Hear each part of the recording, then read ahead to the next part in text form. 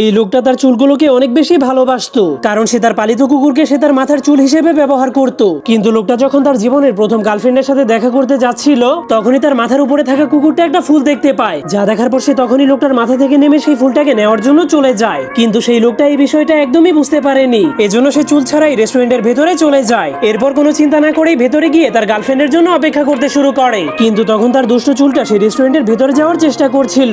এরপর সে জানলার মাধ্যমে ভিতরে যাওয়ার চেষ্টা করলেই ভুল করে নিচে পড়ে যায়। তবুও সে অনেক কষ্ট করে বাতাসের মাধ্যমে ভিতরে যাওয়ার চেষ্টা করলে জানলার সাথে আটকে যায়। কিন্তু তখনই কুকুরটা দেখতে পায় তার মালিক যেই মেয়েটার সাথে দেখা করবে সেই মেয়েটা সেখানে চলে এসেছে, যা দেখার পর সে জলদি করে তার মালিককে বাঁচানোর জন্য সেখান থেকে ছুটে যায়। এরপর একটা ফ্যানের সাথে বাড়ি খেয়ে একটা পিজার উপরে গিয়ে পড়ে যায়। তখন সেই মেয়েটা ওই লোকটাকে চারদিকে খুঁজতে শুরু করে দেয়, কিন্তু সেই লোকটার টাক মাথা দেখার কারণে সে ওই লোকটাকে চিনতে পারেনি, যার ফলে তখনই লোকটা বুঝতে পারে তার মাথার চুল হারিয়ে গিয়েছে। এজন্য সে অনেক ভয় পেয়ে তার মাথাটাকে ঢেকে দেয়, কিন্তু তবুও মেয়েটা তাকে দেখে ফেলার কারণে তার দিকে যেতে শুরু করে।